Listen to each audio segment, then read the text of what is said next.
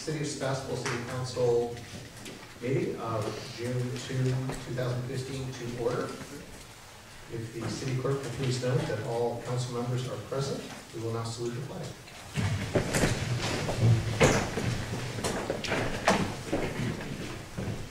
I pledge allegiance to the flag of the United States of America and to the republic for which it stands, one nation, under God, indivisible, with liberty and justice for all.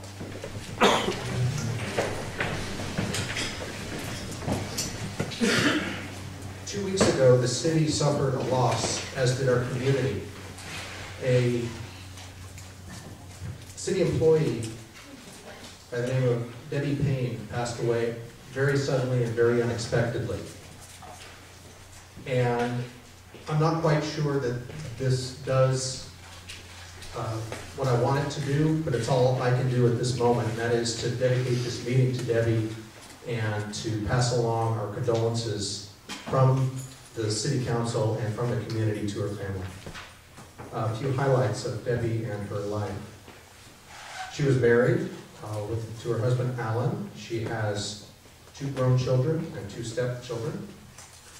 She was hired by the City of Sebastopol September 12, 1988, which, if you do the math, that was 27 years ago. She started her career with the City of Sebastopol in the finance department, worked there for 12 years.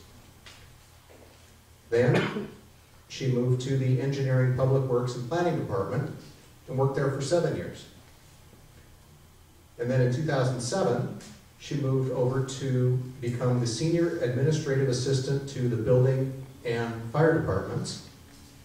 She received the City Customer Service Award in 2011. She really had, I would see her, it seemed a couple times a week, walking around town with her husband. She really enjoyed walking and bicycling and I believe also kayaking. And she really always seemed to be going somewhere and having a really full and active life. So I think that it's important for us to remember her and to also learn from this, that at age 58, we all know that that's much too young, and that we need to appreciate each other every day, and we need to take care of each other every day because we don't know when the last day will be. So we will think of Debbie and her family and move along with some city business. First, we have Year of Service Award. If the chief would come up, this is one of his charges.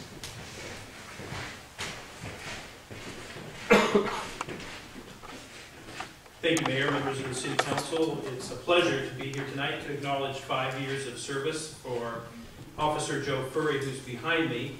I try to keep these brief, as you know, but looking through his file today, it may take me a minute or two to cover the things that I think are important. Joe's start with us was interesting, and I think it's illustrative of the kind of person that he is. A lot of times people will apply to multiple police agencies at the start of their career because they don't want to put all their eggs in a single basket, and Joe was the same. He'd applied to us in the Petaluma Police Department, and their hiring process got frozen because they didn't have any money. And so our process moved forward, and we hired him as a reserve police officer. And you know most of our people start as reserve police officers. I did as well. Well, we make our reserve police officers make a 1-year commitment that they'll stay and complete their training and then serve our citizens for a year, so we get something out of the hiring process.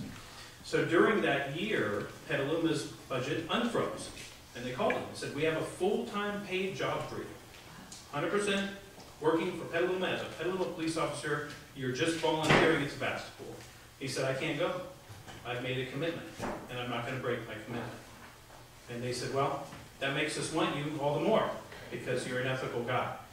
And so for the first time ever that I know of, they hired somebody as a full-time police officer, letting them work elsewhere, here, as a reserve police officer. So Joe was able to live in both worlds, full-time there, part-time here. But his position was grant-funded in Petaluma. And when the grant funds ran out, they weren't able to absorb him into their full-time general fund staff. And so thankfully, we were. And so we hired him full-time on August the 1st, 2012, which means he's been with us for just a little under 3 years. What he's done in those 3 years is nothing short of amazing to my eyes. He was acknowledged by Mothers Against Drunk Driving for his efforts in 2012 and 2013. And in 2014, I found a letter from a person that he arrested for DUI, who said, I had fallen off the wagon and I was going to hurt myself or hurt somebody else. And by arresting me, you prevented me from harming myself or somebody else. Thank you for doing that. So in all the 3 years he's worked here full time, he's been making our streets safer. I noticed a string of successful interactions with mentally ill people where he was able to resolve them with no force and no harm.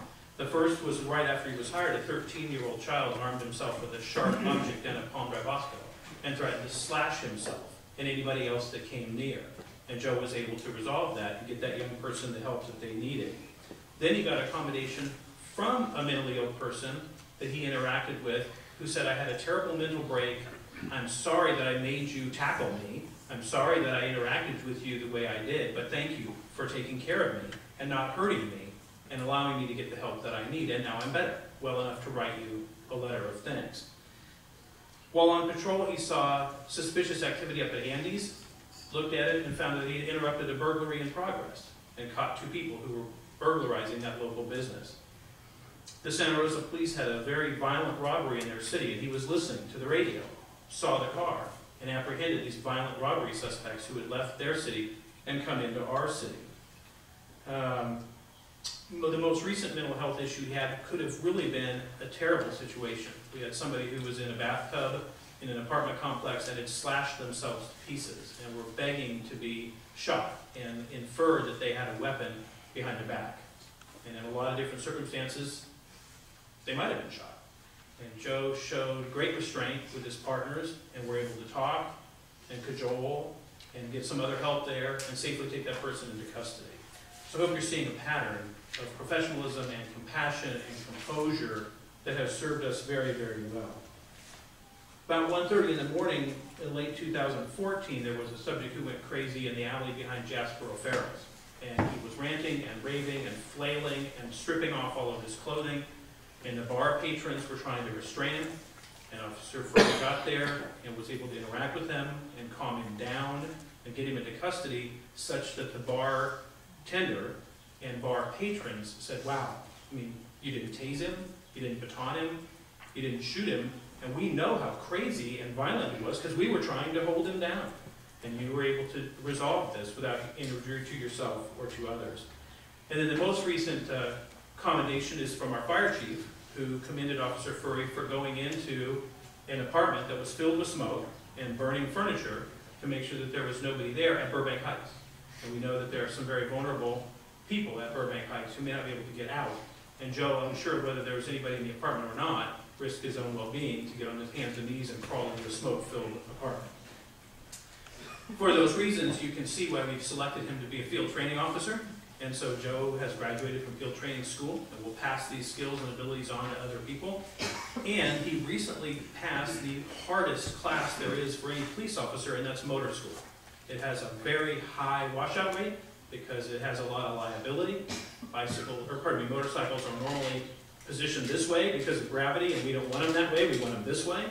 And it takes a lot of effort to keep that bike on its 2 wheels and drive safely. And so he's replacing Sergeant DeVore as our most recent motor and did a wonderful job. And in fact, another agency whose officer was having a little bit of trouble used Joe as the mentor to bring their officer along through motor school. So it's a lot in less than 3 years. It's the kind of traits and things that we want to pass on to our new employees. And so again, that's why we've selected Joe as a trainer. So I want to say thank you to Joe for all that he's done in the last 5 years, and thank you.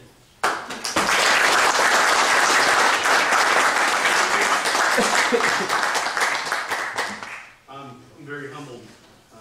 Thank you for recognizing my service. And it's really not a loss for words. I try to go out there and give you all the best that I have to offer every single day.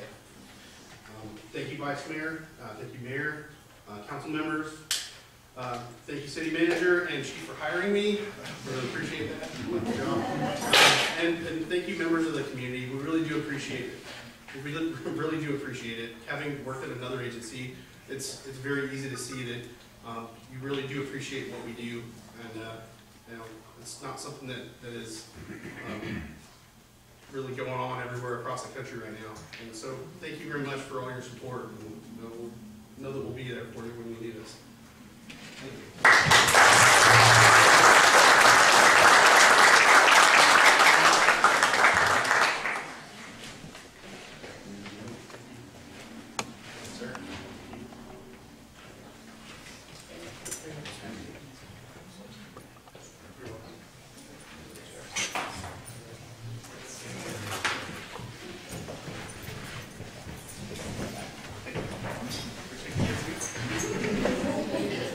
Thank you, everyone. Thank you.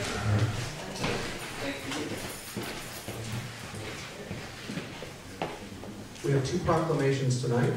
The first is declaring June as Lesbian, Gay, Bisexual, and Transgender Pride Month in the city of Sebastopol. And I've asked Councilmember Jacob to present this, and I'd just like to say a very brief statement about what the paper, the Press Democrat, held this morning about the youth who committed suicide due in large part to bullying because of what, at least according to the article, were gender identity and sexual orientation issues. And reading stories like that just drives home the fact that we really do need to be more tolerant as a society. So I'll stop there. Councilmember Jacob.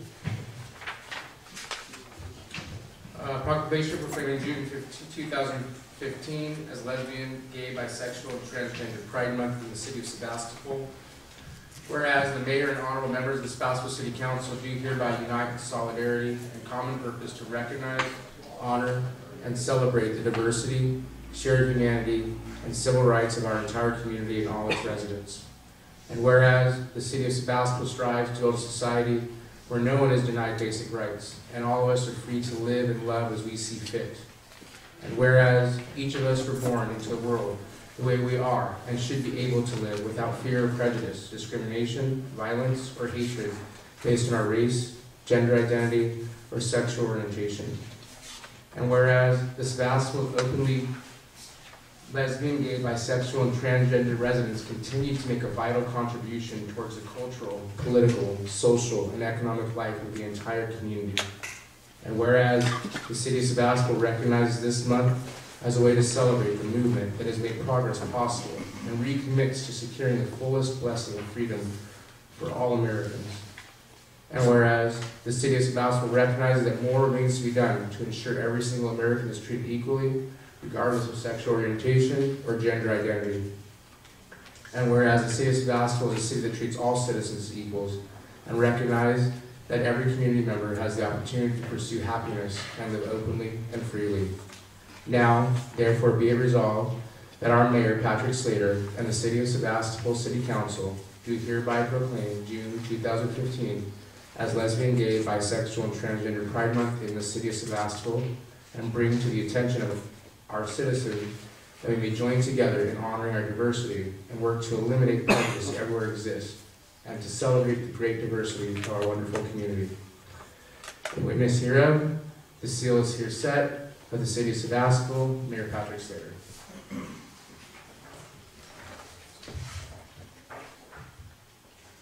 And finally, our second and final proclamation.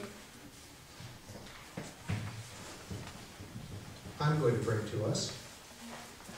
This is a proclamation of the City Council of the City of Sebastopol declaring June 15th, 2015 as Ride to Work Day.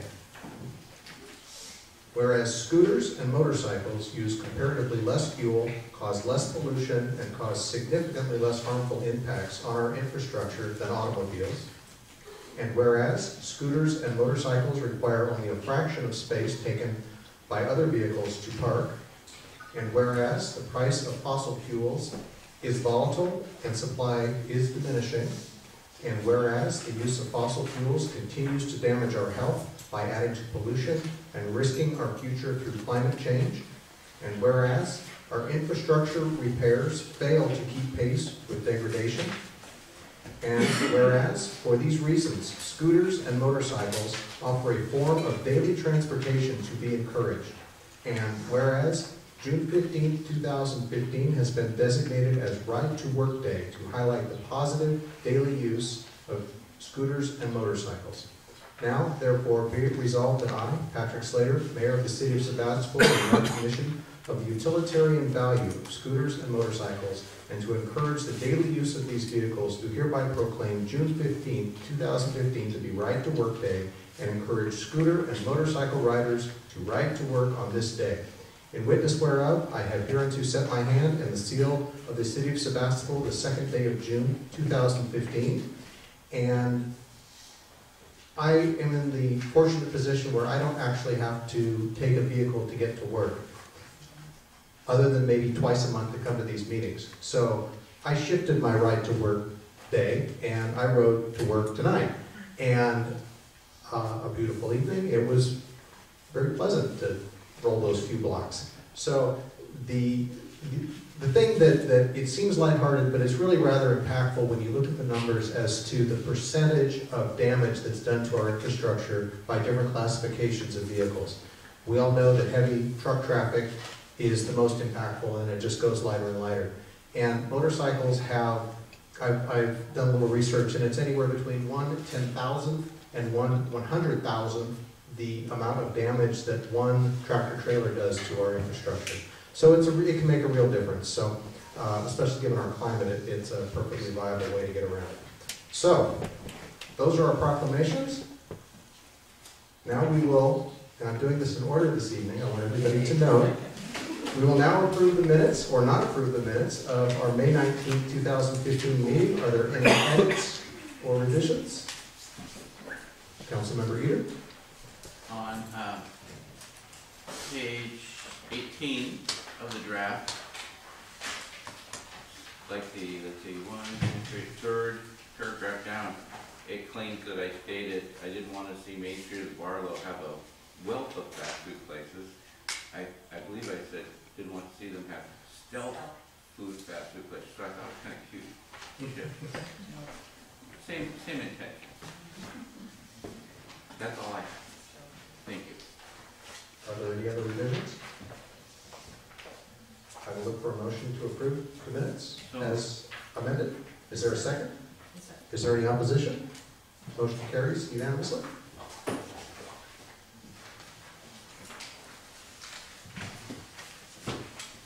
We will now have public comments for items that are not on tonight's agenda. There will be a 3-minute time limit, and if you could please come forward, state your name for the record.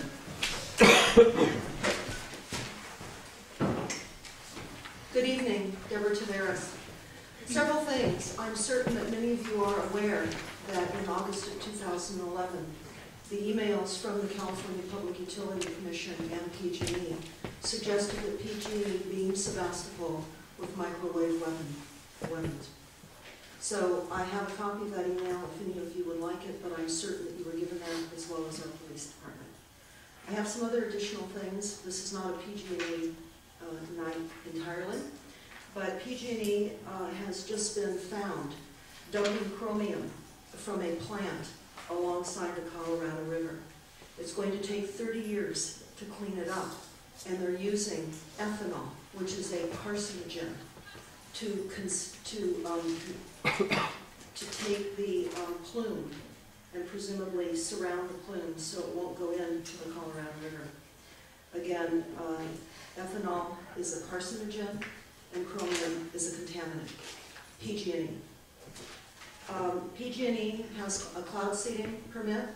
They have been performing cloud seeding over the Lake Almanor watershed for over 60 years.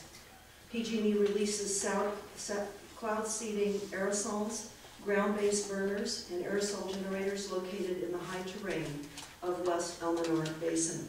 Many people in Plymouth County are becoming very ill. This is a Brockovich situation along the Colorado River, revisited. PG&E is Rothschild. When you type in PG&E followed by Rothschild, you find that Rothschild sits on the board. PG&E also, Rothschild also owns the shares of Weather Central. This is weather modification globally. This is what PG&E is involved in. PG&E is Rothschild. So is Edison International in Southern California, Rothschild. So I want to just tell you that Roger Kimmel, again, PG&E Rothschild, he's the vice chairman of Rockefeller Inc. and the International Investment Banking Cartel. Also, Rothschild Investment Company, as I said, acquired 70% stake in Weather Central. Also, the U.S. Air Force owning the weather by 2025.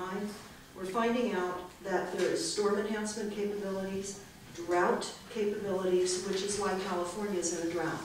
It's weather weapons systems. I brought this to your attention previously.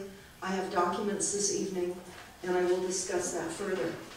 Also, on May the 19th of this year, Richmond, California, approved a resolution and adopted to support the Space Preservation Act and the Space Preservation Treaty to permanently ban space-based weapons.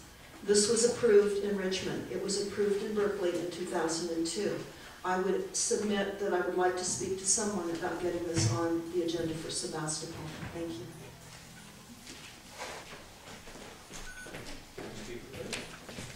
Good evening, Colleen Fernald from Northern Street. Now, I've been coming to you since 2002 to this body and bringing new ideas around new definitions of the word sustainability way back then, about leading the city to put forth 3 resolutions asking to reframe the way we conduct our offensive use of force. And I've been absent for a while because my trauma's not post. It's every single day I wake up and things aren't changed with the way law enforcement is run here, elsewhere, and the way our military is run. Now, I've often brought it forward to you about part of why I do this service, and I want to put a face on it. This is my father, Lieutenant Colonel Richard Thomas Fernald. This was given to us by Bill Clinton when he passed away the year my daughter was born. So when we talk about Department of Defense being funded and used offensively in the way that law enforcement everywhere, and I'm trying to raise your standard to be even higher so that everyone else's has something to refer to, not be run like the military, so that children end up dead by overuse of force and underuse of force. So I spent some time finally with your city clerk and city manager, and there was too much to be covered since I've been absent, and there's a lot of topics. And so I'll just briefly run through them. Putting the task force that was supposed to be to fix law enforcement here to work now. Independent citizens review the crimes committed in the Fernald Molinari family. Perhaps, I can't ask for it, but they should also be the Andy Lopez family. And I also think the John Jenkel and Paul Hawks case as well. So I have some things to inspire you. Artwork that I merged with my daughters and mine. I hope that you'll share this. And there's a comic on the back, Canterville, recently from the Chronicle, May 18th. This is accurate information. Maybe I read it to you before, but keep it. Did you know we spend $2 billion a week in Afghanistan? Do you know how many Americans could have health insurance for $2 billion a week? How many roads and bridges and tracks we could fix for $2 billion a week? How many hungry Americans we could feed? So when you talked about the Right to Work Day and not enough money for the infrastructure, I voted like a Republican on the tax increase here. And I'm still waiting for the correction to the misinformation about my stance on the tax increase here locally. But we have a lot to cover. New standards for shopping cart ordinances. I live in the Village Green condominiums. I want to see it run more like a village and more green. And how can we do that partnership? How can you get ahead of the curve on the drought issue? How we can take money away from offensive use of force and make safe ways to travel here, fixing your sidewalks, and so that you're not violating treason every day you don't honor your oath of office. So I'm looking forward, one more second, just to have 2 of you nominate yourselves to coming in on these meetings with us. So Next speaker, please. Give me a call on that. Thank you.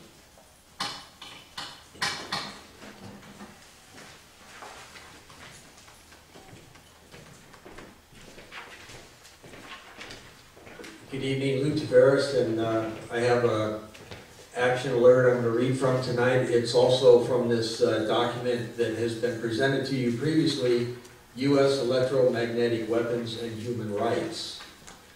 And in this action alert it says, fact, directed energy weapons have been developed since the 1960s, yet few people know about them. This is by design. The weaponry is classified as non-lethal by government law enforcement, but document and reports state otherwise. Microwave and infrasound weaponry systems and wireless devices cause cancer, heart disease, injuries, burns, diabetes, and neurological diseases, even mental illness. These frequencies are used to change emotional state in humans, producing depression, rage, lethargy, sleep depression, headaches, and nausea. Because many people are speaking out about these crimes caused by these weapons and claiming to be victims, and because these claims have been verified by scientific evidence and testimony, the Richmond City Council recently adopted Bill H.R. 2977, the Space Preservation Act, which bans all space-based weapons. The Richmond City Council, on May 19th, adopted a resolution which is an important step meant to bring attention to the expanding use of space weapons. This technology is invisible, deadly, and is aimed through the walls of people's homes and offices, leaving victims defenseless and unable to prove attacks. And when victims do complain, they're usually considered delusional.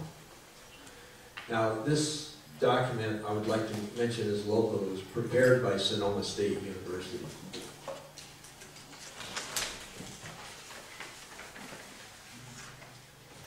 In May of 2006, the Air Force issued $24 million in contracts to electromagnetic effects research and development to Northrop Grumman, Lockheed Martin, and others. The Department of Defense viewed electromagnetic research and development as key component in future wars as early as the 1990s. In addition, the Department of Defense contractors consider these non-lethal weapons extends to universities with millions of dollars in scholarships and research fellowships.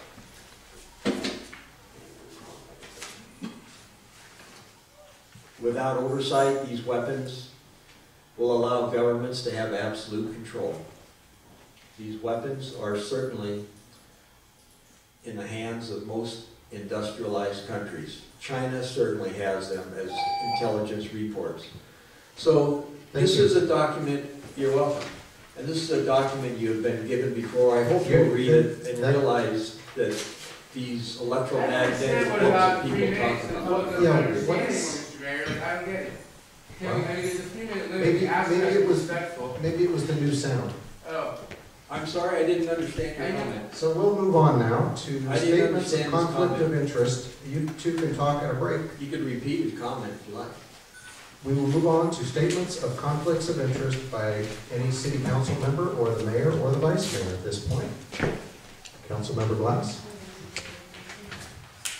I have a conflict of interest regarding one of the budget items that has to do with the Russian River Watershed Association, because the organization I work for receives a grant from them. So I will recuse myself from anything to do with that. So the way that we will handle that will be to, because that is a sub-part of a much larger agenda item, we will receive public testimony and we will take that item by itself outside the budget as a whole, so that then you can come back in and pick up where you left off. Moving to the consent calendar, we have 3 items on the consent calendar. Does any council member wish to remove any of the 3 items? No? We had a request from the public to speak on one of the items, so we will do public comment at this point on that item. If that member of the public can please come forward. There'll be a 3-minute time limit. This is item number 3 under the consent item, approval to authorize the mayor to sign the support of SB 32, climate pollution reduction beyond 2020, healthier communities, and stronger economy. I want you all to be very aware of what the United Nations has recently reported. They have said, Christine Figueres, for the first time in world history, the economy is being transformed internationally. Planned obsolescence of the current reality. Quote, "This is probably the most difficult task we have ever been given ourselves, which is to intentionally transform the economic development model for the first time in human history. This is the first time in history of mankind that we are setting ourselves the task of intentionally, within a defined period of time, to change the economic development model that has been reigning for the last 150 years since the Industrial Revolution. That will not happen overnight. It will not happen at a single conference or climate change. What we have instead of climate change is we have weather weaponization, we have weather wars. The climate that you're seeing changing is as a result of weather weapons systems. There are weather weapons systems documents and patents that are on toxicsky.org. That is your climate. Resilient Cities, if you research that, was pioneered by Rockefeller for shock testing of increased weather systems against people. This is what resilient cities are. It is not a warm and fuzzy go-to situation. It is an emotional adjustment to the planned weapons systems that we're seeing utilized throughout the globe. Weather warfare. We are in a weather warfare reality. We have documents out of Johns Hopkins and Phillips Laboratory that was dated back in the 70s, talking about treaties that they agreed to.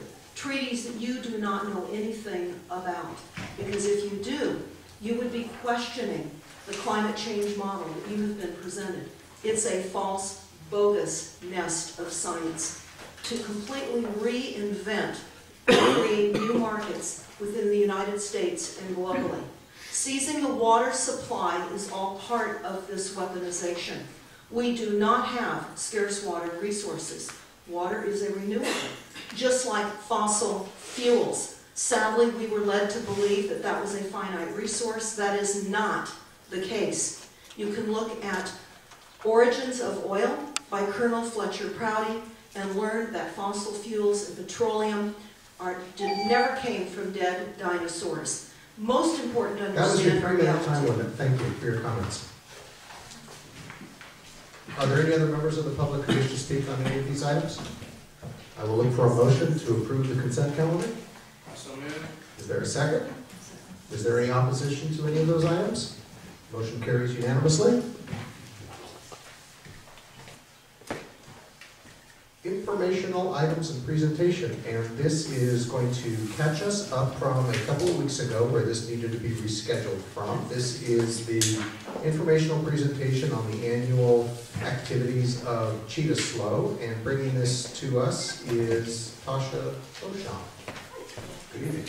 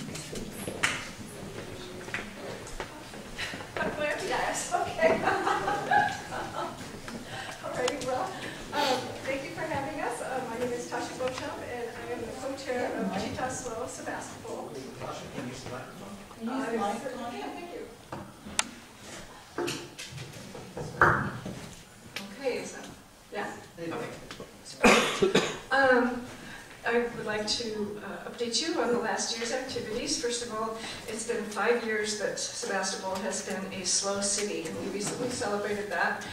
In 2010, when current Vice Mayor Sarah Gurney was the mayor, she and the staff applied to the International Slow City Movement, which Città Slow means slow city in Italian, and we were awarded the designation based on 60 questions that we filled out about how we run our city. We are now part of this slow city movement, of which there are 200 others around the country, around the world, sorry. And basically the theme is to keep your town green, local, friendly, and artistic. This was inspired, and for those, I'm doing this for those in the audience that don't know the story, by the slow food movement, where 4 mayors from Tuscany in Italy, where slow food started, said they wanted to do for urban planning what slow food had done for agriculture. And so how that translates is that there are what we call 6 priorities. And it's an economic approach, which is about supporting your locally made products and agriculture. That would mean agriculture as well as creativity. It has to do with supporting your hospitality industry, the tourism. Certainly promoting technology that encourages well-being and connectivity between both people and organizations. So we often call it knitting the social fabric. And then sustainable environmental policies and community-friendly infrastructure. So things like walking pathways, bikeways, open space, and things that help the community come together. So one way that we have translated this, especially in this era of technology, is that we are the maybe nonprofit grassroots community development arm of the city, because the city owns this designation, and Città Slow Sebastopol is the nonprofit group that sort of manages it for the city. So we begin a lot by honoring those grassroots roots and doing what we call listening campaigns. So these are often internet polls or our farmers market booth, or we will do print surveys. And from that, we identify what we call gaps and opportunities within those 6 priorities and look for stakeholders to bring together. We very much are about collaborating across the sectors, for-profit, nonprofit, schools, faith-based, and government agencies. When we hear of something that feels like, there's community traction, people would like that to happen, but nobody has quite applied maybe some technology or some project management skills to it. So we sort of bring people together and say, what would happen if we all sat in the same boat and rowed in the same direction about this particular topic? We look for funding, and then basically we get it done. So we are growing a reputation of getting things done, because that's really our focus. We identify projects and then move forward with them.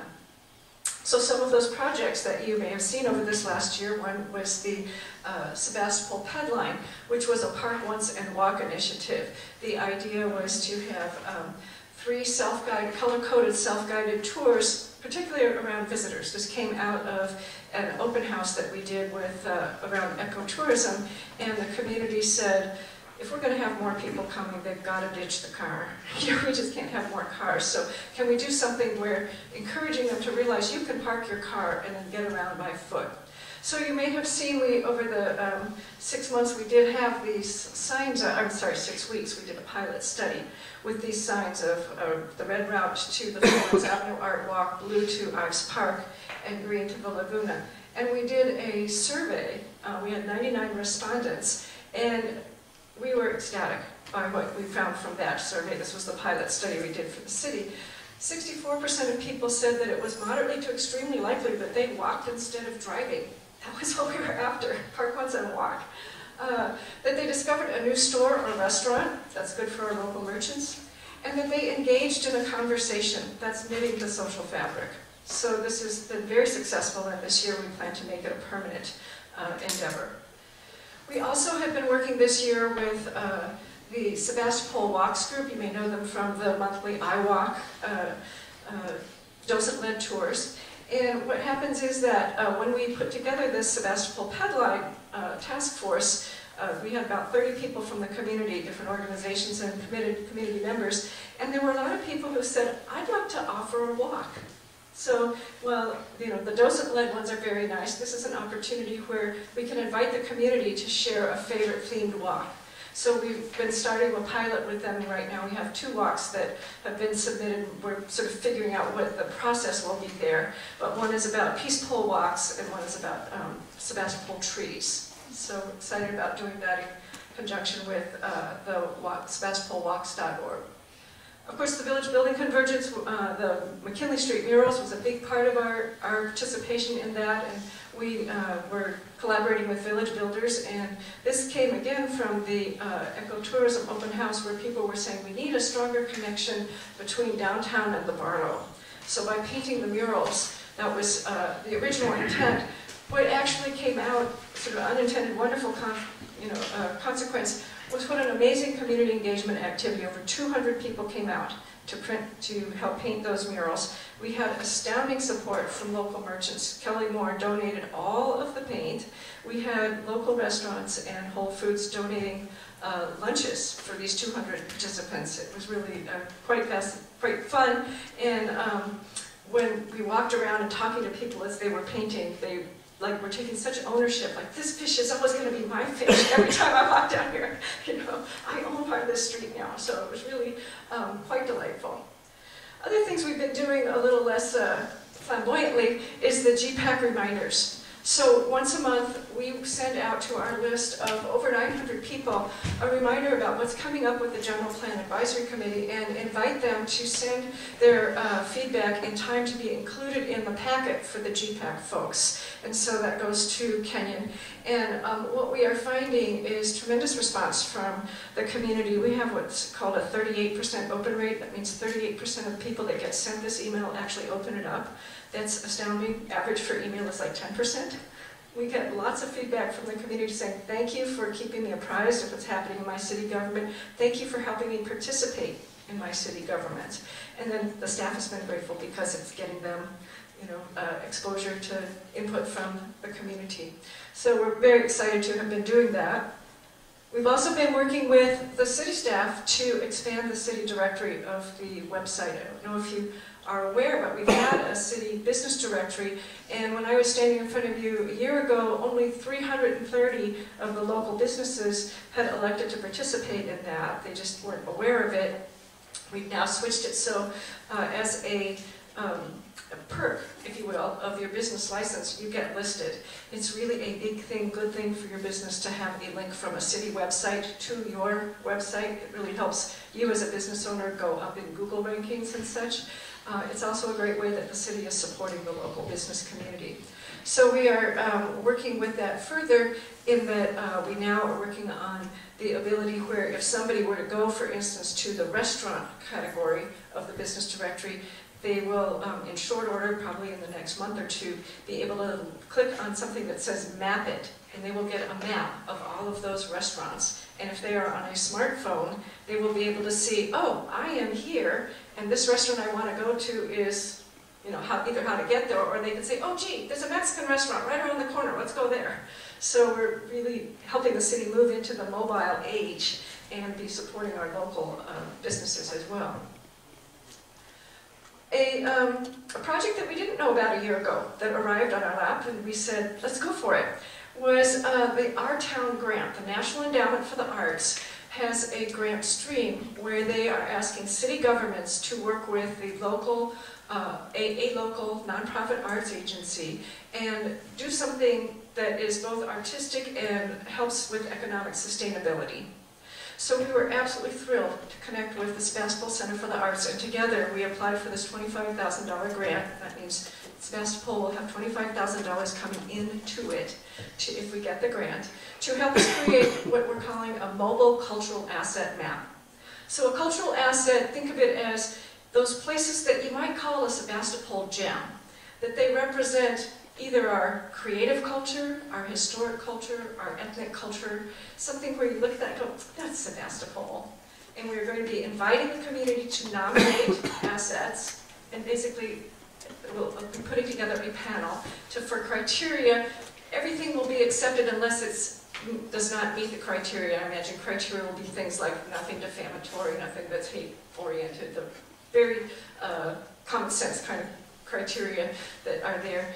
And then we will be identifying what we call 10 landmarks that are like really quintessential Sebastopol. I think that it would be no surprise that the art walk, certainly the cultural, the sculpture art walk would be like a Sebastopol landmark. The Laguna might be a Sebastopol landmark. And we will be working then with Annalee High School and the Sonoma County Western Historical Society to put together video chapters. The students there in the advanced media class will put together video chapters about those 10 landmarks. So this is, when I say we are a collaborative organization, our whole goal is to bring people together. This is a fine example of that. We'll find out about the funding in July, and if we're funded, we start in October. So the big piece that we've been working on this year is ecotourism, and this certainly started from the 2013 ecotourism open house. And one of the things that people said is they wanted a mobile-friendly visitor guide and easy handouts that merchants could give when a visitor says, what's there to do in Sebastopol?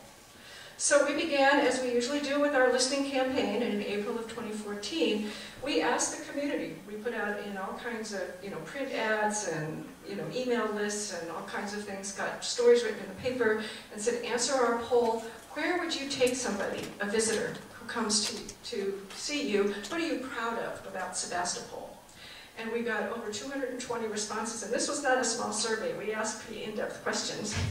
And overwhelmingly what we heard, this was to develop a theme, a marketing theme for Sebastopol, is people are very proud about the food. The food is organic. That our people are creative. That healing arts abound. And that nature is nearby. So we incorporated these into a marketing theme, and we passed out here. This is the brochure, the trifold brochure that we have put together then, and will be available for free as many as they want. Any merchant in town, the police department, anybody that has public traffic and would like to pass this out, it's there. This is boosting Sebastopol and the things that our community is proud of. So this is like a crowdsourced marketing campaign. So there's with the themes of nature, food, creativity, and healing. So in addition to having this brochure, we also have a website, experiencesebastopol.com. And this is mobile optimized, so if you were on a smartphone, you could see it. And it features these topics here about, this is just to show you the front page. We're so excited about this because all of the graphics were donated by organizations or artists. They were excited about what we were doing, and for free. They said, yes, you can use our photographs. So I really encourage you to go visit it. It's quite a fun and beautiful website. And it has some things like planning your visit. And what we do there, for instance, like where to stay, we then link to the city business directory that says lodging, or where to eat, and we link to restaurants. So last year I said this was going to be the year of the website. This is what I meant. We have been developing these different web presences so that they all now interlink and weave with each other. A few other things that we do that are kind of fun. We do what's called persona marketing. And so we tell people, who are you? And we'll tell you some things you might like to do here. So if somebody can say, well, I'm a bicyclist. Someone else might say, oh, well, we've got kids. Someone else might say, we're thinking about getting married here. So then we can point them again with links to the directory, and certainly as the directory gets more sophisticated, we'll be doing that even more. We also have a fun section of what would you like to do, kind of an experiential. Are you wanting to relax, create, hear music, learn, move? So we really explored, people come and visit and have different ideas in mind when they're here, so we're really trying to show them the gamut of what's available here. I don't have tons of analytics, statistics for you here, because we just launched this at the end of March, and this was what I had from 2 weeks ago. But what we are seeing is that 65% of people are visiting the site from Sebastopol, so locals. Then certainly Santa Rosa, San Francisco, and Oakland, and that's with no advertising. We've not been putting this out anywhere. Okay? They're just stumbling upon it, hearing about it. And what we're finding is that even when people are from far away, so, I'm sorry, you can't see this better. There's people that are searching from Japan, no surprise with our sister cities, but even in Africa and in Europe, middle of the United States, East Coast, people are coming multiple times, so we have a lot of repeat visitors. This is a really interesting way to look at the net. So this slice here, and I'm sorry that the resolution is so bad, the green is repeat visitors. That means they came and they came again. That's an indication that they like what they saw and they want to learn more. Or somebody, one person's doing the search and says, honey, come look at this. I found this earlier today. So that's a really high indication that, as I said, it's about 3/8 of people are coming back. People are staying for 5 minutes and more. On the internet, that's an astounding amount of time. 2 minutes is golden. If you think about your own internet behavior, go and gone. Find what I want and I'm out of here. And they're also clicking on a lot of pages, more than 3. So again, they like what they see. Each page click is like, I like what I see, that's like date number 1, I'll go on another date. They click on another page. Oh, I like what I see, still I'll go on another date, page 3. So getting to more than 3 pages, they're enjoying what they're seeing and staying there. They're not just click, click, click, they're actually reading through it, absorbing it. So we're very excited about this and plan in the upcoming year to do more in actually promoting this website. This is the city's website. This is not promoting Chitaslo. This is promoting Sebastopol. Okay? So this is all about telling the world the things that Sebastopol citizens are proud of about their city. So I'd like at this moment to ask the Chitaslo Steering Committee folks, we're only 9 of us that have been doing this. Those that are here, I believe there are 4 of us here, if you would stand up. There you go. So big round of applause for these folks. And as a final, that we are accepting new volunteers. We have an orientation on Thursday night if you know anybody that is interested. They can probably just come to City Council. I don't think anybody's going to put this out to the City Hall. We wanted to know up until this time, have people RSVP, but this close, we're good. Any questions?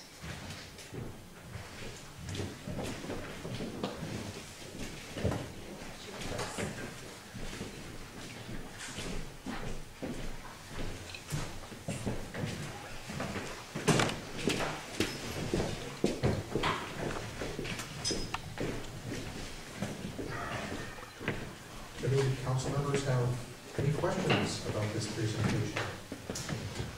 Councilmember Reed? Just compliments. No questions. I'm impressed. I'm very happy. I really have a difficult time expressing my appreciation and my just happiness, I guess, for lack of a better word, about the things that have been accomplished and the things that seem to be on the horizon. This is the kind of things that Sebastopol's needed, and I think you're seeing the results. It's nice that instead of just saying, well, we did this thing, we have no idea how it's working, it's great that you have the ability to have the feedback and actually be able to analyze the data and look at it and go, this works, this doesn't work, whatever. But anyway, I'm just really happy and pleased, and I appreciate the efforts of all the people involved, and thank you so much. And, live long and prosper. I do want to say that nobody gets paid, by the way. This is a 100% volunteer effort. So just for folks in the audience that didn't know that. It is a happy group because we love our town. Any other comments or questions? Councilmember Gladys? Well, I just also had to say thank you so much, and thank you to everybody that's been working on this. I went and looked at the website earlier today, so I wasn't in your statistics. But I thought it was so nicely done, and it's just kind of amazing what a bunch of really dedicated, community-minded people can pull off. It just looks so professional. I think really compelling to the visitors. I think it will have a really big impact on people wanting to come here, not to mention providing information to people who are already in our community. So thank you for your work. And thank you guys too. From the survey, we actually got a lot of locals who said, thank you, we really look forward to this website because maybe they were in their middle age and they said, we don't know what to do when our, grandkids come, or vice versa. People in their 20s go, I don't know what to do when my parents come. Potluck is not what they want to do. So locals were also looking forward to this. Vice Mayor Gurdy? Thank you, Mr. Mayor. I'd like to add my personal thanks to the CTESLO committee, and particularly to point out Claire Nigerian and Tasha Beauchamp as the co-chairs. When I applied 5 years ago, it was a total leap of faith for me. I thought, this sounds like us. We really can do this and fit in. And for me, to have watched the work be sustained over 5 years and be at this level of sophistication and work product and results, it's just a dream come true for me. So I can't tell you enough how thankful I am. It is an interesting point from 5 years ago. When we applied and were graded and accepted, we scored low in one particular category, which was about self-awareness. What our community knew about ourselves and what all was going on. And I remember one of the results, I believe, of the survey, when people answered that question, what's your favorite thing to do with friends and family and visitors when they come? The responses to those questions were just overwhelmingly positive. And the volunteers at CTESLO took those remarks out to the business people. And this is a really key part of my message. Those business people said, we didn't know people liked us this much. We haven't heard this, and it was so heartwarming for them to get message after message of appreciation. We all feel that, and we don't say it enough. So I thought that was one of the great connections. So previously it was self-awareness, and what are you're calling it something different now? The Italian translation of the Italian is kind of interesting. Yeah. So they were calling it self-awareness, but as we read more about it, it was, do you work in silos in your community, or do people actually know and interweave? And that's where we made it a real priority to collaborate, so that the different organizations were working together and did know what each other were doing. So all this work is part of the answer to the recertification of what has been done to bring the few low scores we got up. And it's just remarkable. All has been accomplished in 5 years. I want to thank, too, the council members who sat with me over those 5 years, because there was quite a bit of skepticism at first. And, fortunately I said, let's just do this, and we did it. And, that skepticism, I think, has just dissolved as we have heard messages of appreciation down the council table. So I'm very grateful that you all have expressed your support and maintained that support for these 5 years and for our future, I hope. Thank you. Councilmember Jacob, do you have anything to say? I'm blessed to be the city liaison to CTESLO, so I get to read about what's going on a daily basis and try to keep up. So much so that at the beginning of this year I had to ask, can I keep up with all the stuff that CTESLO is doing as the liaison? I think we've found a way for me to keep up at least.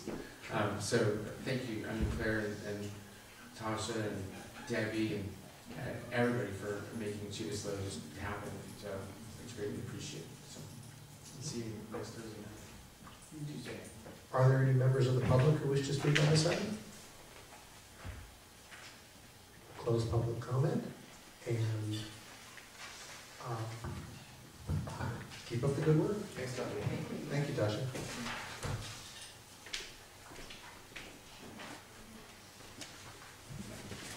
Next, we will move into some public hearings. We have 4 this evening. The first is a public hearing on the abatement of weeds. And this is brought to us by our Fire Chief, Bill Braga. Report, please. Thank you, Mayor, Vice Mayor, and Council. You have in front of you tonight my staff report for the weed abatement public hearing. A little history here. We've had this program within the city for quite a few years. In fact, I'm trying to find the records, how far it actually goes back. I probably need to check with Mary. I'm sure she can find it on an archive file. It's been a very, very successful program. We have state and national statistics that show when we have a fire, a grass fire, a vegetation fire, that's what we will call it. There's a high percentage that in that fire, there will be a building involved. It could be a house, it could be a commercial building, it could be a garage, an outbuilding. But the statistics show that with high weeds, the potential is a building will also burn with that. We have been extremely successful with this program. The last 3 years, we have had 100% compliance. I didn't have to go after and chase after the property owner and make sure that they mow their weeds or they disc their large lots. And I've been out there during the last couple of weeks. Tonight is the public hearing. For those of you possibly sitting in the audience tonight, if you did receive a letter, you can challenge that tonight, and it would go to the council on a vote. But per my staff report, I'm recommending that we move forward on this public hearing and accept Exhibit A, which one other historical note, it wasn't that many years ago we had over 100 parcels or 100 pieces of property that violated our weed abatement program. This year, we're down to 38 that's on that list in front of you. And it really shows, I think, not only the program that we offer and enforce, but it also shows the homeowner's responsibility and that they truly do care about their home and their neighbor's home. So, a question, well, this is a question looking for affirmation. Per the staff report, this resolution empowers city staff to enter upon identified properties and abate weeds. What are the mechanics of that? The city hires a contractor, or does public workforce go out and take care of it? And then how is the city made whole again? Is it via an invoice sent to the property owners? So in the years where we actually had to enforce the program, the property owner elected to not abate their weeds, and it was an extreme fire hazard. I have a list of contractors with tractors and mowers and plows and discs. I would hire them, I would pay them, and then I would turn around and bill the property owner with an administrative fee to cover not only the invoice that I received from the contractor, but our administrative fees of me going out every single week and checking all of these sites. And this is, the fees are based on the service rendered. It's not a profit-making thing for the city. It is not. The city is only allowed to recoup costs for things like this. So are there any other questions from council members on this item? Councilmember Glass? Being the new kid on the block, I'm just a little confused about the mechanics of what we do. So you have a list, there's a list here of properties that have weeds on them. And, so Extreme weeds. Extreme weeds. Extreme fire hazard. Okay, extreme weeds. And so have we notified the owners of these properties? Yeah, so the program works that in first part of May, I send out letters to every parcel, every property owner that happens to be on Exhibit A tonight. They all received a letter. I share in that letter about our weed abatement program, and they have a deadline to meet and satisfy. And I do go back usually every week, and I have a pretty good sense of who's really working closely with me. And there's usually a few that I have to kind of prod along to make sure that they abate their weeds. So we've notified them, and now this list is the people that haven't responded to date, but they still might respond. Oh, absolutely. Yeah. And in fact, tonight is the public hearing for those that object to my letter and feel that their property is not a fire hazard. They still have, my goal is to have all of these lots and all of the high weed hazard zones abated on or before the sales of fireworks. That's a goal of mine personally. I want all of this resolved before June 28th rolls around, where we sell fireworks for 7 days, all the way up until July 4th at midnight. But I'd like to add to that over the years, fireworks has been a very minimal amount of causing of any kind of grass or vegetation fires. We've been very, very fortunate. And again, I think it's because of our enforcement of this weed abatement program. Thank you. Well, Yes. Chief, so the people on this list objected to something you sent them, or they just didn't respond to something you sent them? so the letter goes out, and then we advertise that tonight is the night for the public hearing. If they feel that their lot, their field, their property is not or should not be on this list, a lot of times they'll just call me at the firehouse and say, hey Chief, you mind coming out and taking a look at my property? You sent me a letter, it's on your list, but I don't really understand this. So I go out and show them the dangers of what they have on their property. And so the letter is just kind of a starting point for them. It's kind of a wake-up call. Okay, it's time to go out, abate the weeds, and then I'm a happy fire chief. And that's what we all want. Vice Mayor Green, question? Say, Chief, I remember when this list was 2 and 3 pages long. Yes. Because I was going to say I'm the old kid on the block, but it didn't sound quite right. I've been here for a while. And it seems like people are getting your message very effectively and take care of things. They really are. Uh-huh. And I want to thank those in the audience tonight that owns property or owns a lot, a commercial, residential lot. They're doing an outstanding job. We're doing our due diligence. I'm out there with red lights and sirens going up and down the streets, but no. Getting their attention, yeah. And you're absolutely right. It used to be 3 pages. And in fact, before Anna Kwong actually joined us, we had a budgeted line item for paying for the contractor to go and abate the weeds. I would then collect with our administrative fee. It's a small fee, $50. $50 administrative fee plus the actual fee that the contractor charges. And then that would go back into general fund, and there'd be a wash there. It has been so good the last 3 years that I spoke with Anna, and we struck that from this year's budget. There is no weed abatement budget. It's been, again, 100% compliance. So I would like to just let you and the public know about property that isn't on the list for which I've received complaints as recently as this weekend. And it's the Foster Freeze on South Gramerstein. And what's so important to report here is a few people said to me, that property looked really shabby, there were a lot of weeds. And I just relayed the comment to our city staff, and by this morning I had gotten at least 2 responses about interactions with that property owner and that person's intent to clean it up. So I'm reporting to our public how effective it is to complain to your council members. And then, well, I have to be the complaint relayer to the staff, and importantly, our staff is so responsive and willing to take in information and take action and then get back to a representative and say, we're handling it, it's going to go this way in this time frame.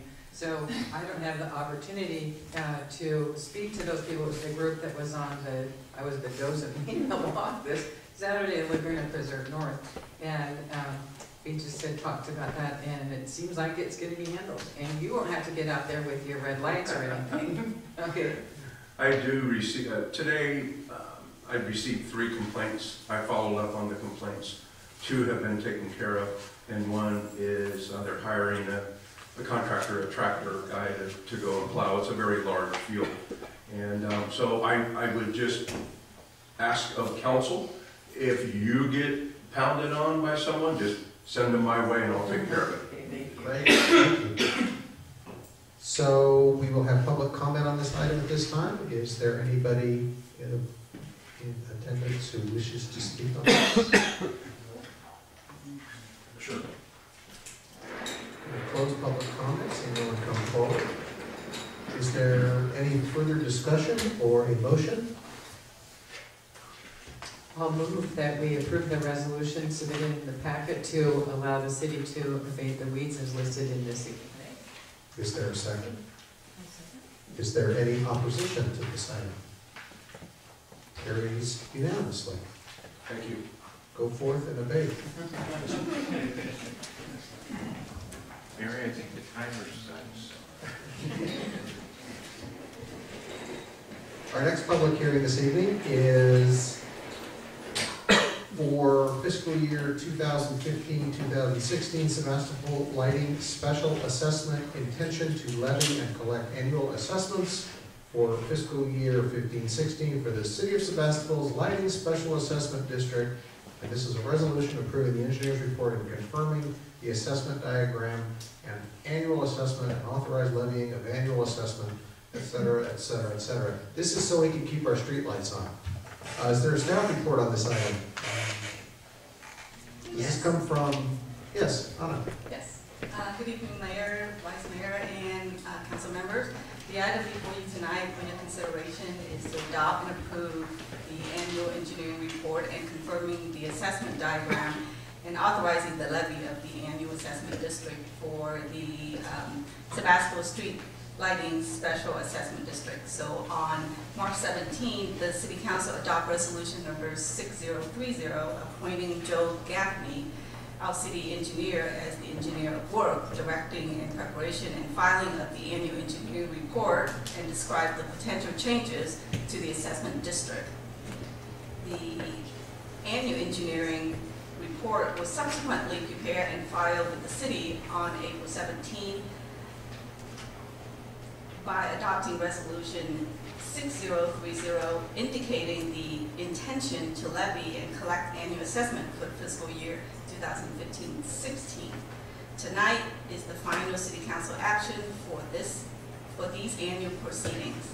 The City Council can adopt and approve the fiscal year 15-16 engineering report, the assessment diagram, and authorizing the levy and collect the annual assessment as described therein, and any amendments incorporated at the City Council direction for the fiscal year 15-16.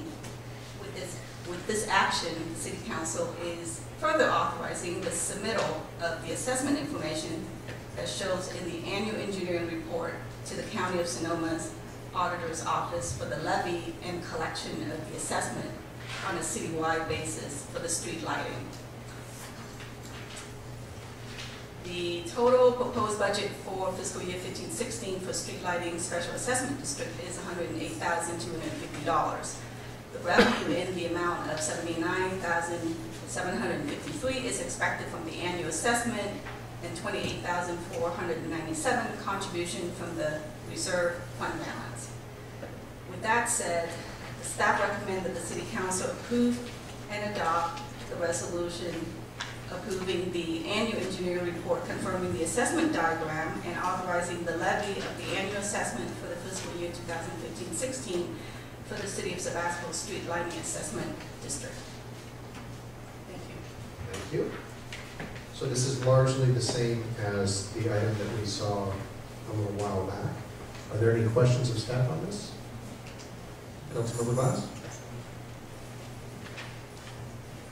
So we're taking, the suggestion is that we take 28,000 out of the reserve fund balance, but is this the reserve fund of the special district? Yes. Or it's not our city's reserve general fund balance? That's correct. And, okay, good. Then the other thing I wanted to understand is, like, so we're actually assessing a little less this year. So I wondered why we're assessing less if we're taking money out of the reserve. That's a good question, and I don't have the answer to that. Just wondering.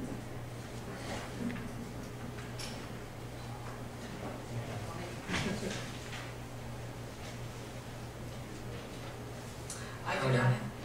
I don't have the answer for the reserve aspect of it, except that I think we may fund it and repay that account. But we only assess what we need, and So the engineer's report calculates that. Now, I don't have more information than that in the absence of our city engineers.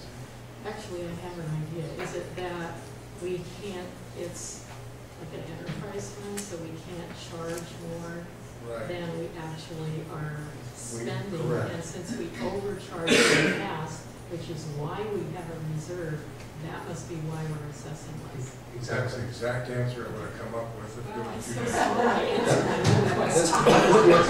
That was the explanation when we talked about this I a wasn't while doing that back. to try and explain. I was thinking that.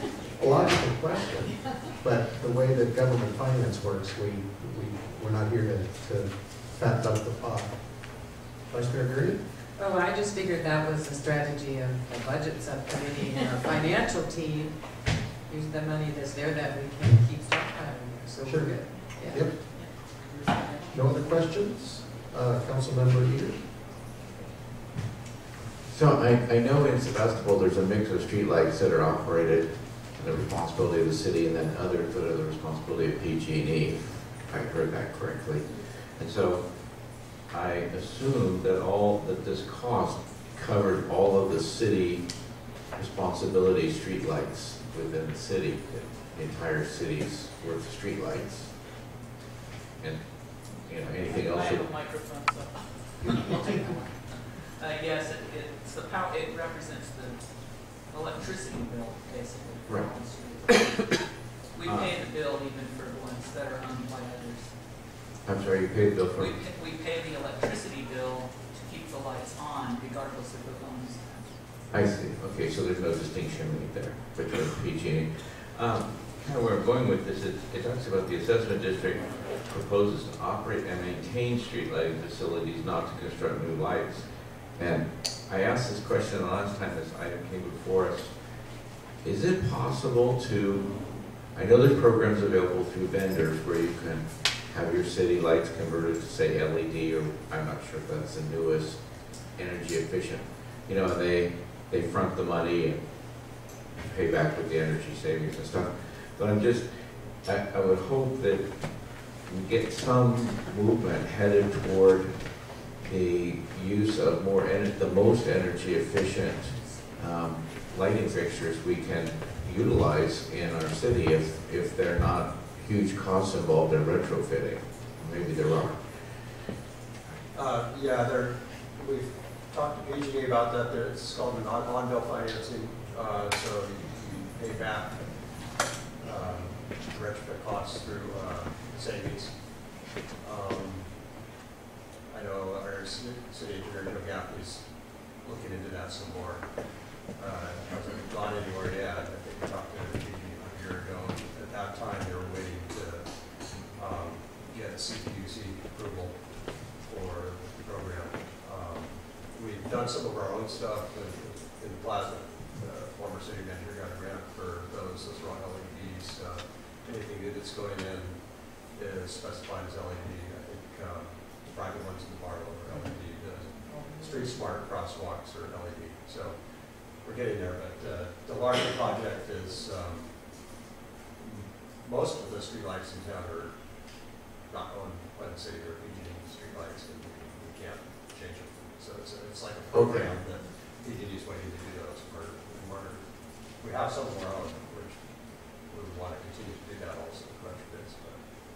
So with the majority of lights in Sebastopol being the responsibility and owned by PG&E, that we really don't have any leverage in telling them. We don't have control. They're interested in doing it, from what I understand, but it hasn't occurred. Okay. Just, we're trying on so many other fronts to be, energy efficient and green, and this just seemed like a pretty easy target. I just want to add to that this particular funding source we can't use for that because of the way the assessment district was formed initially and the enabling legislation. We would have had to build in a provision to allow us to retrofit or build new. So when we do have a surplus in this fund, there isn't anything else we can spend it on. Right, I didn't know if that fell under the provision of maintenance. Well, I don't think retrofit does. Okay, and then if it didn't, then certainly it would be great if the city were to pursue some program that would allow for more, energy efficient fixtures. That's all. Thanks. Are there any members of the public who wish to speak on this item? Close public comment. Any further comments or a motion from the council? I'll move to approve the resolution of the annual engineer's report confirming the assessment diagram and authorizing the levy of annual assessments for fiscal year 2015-16 for the city of Sebastopol Street Lighting Special Assessment District. Is there a second? Is there any opposition? Motion carries 5-0. And we're about to launch into what could be considered the main event. So it sounds like a good time to take about a 10-minute break.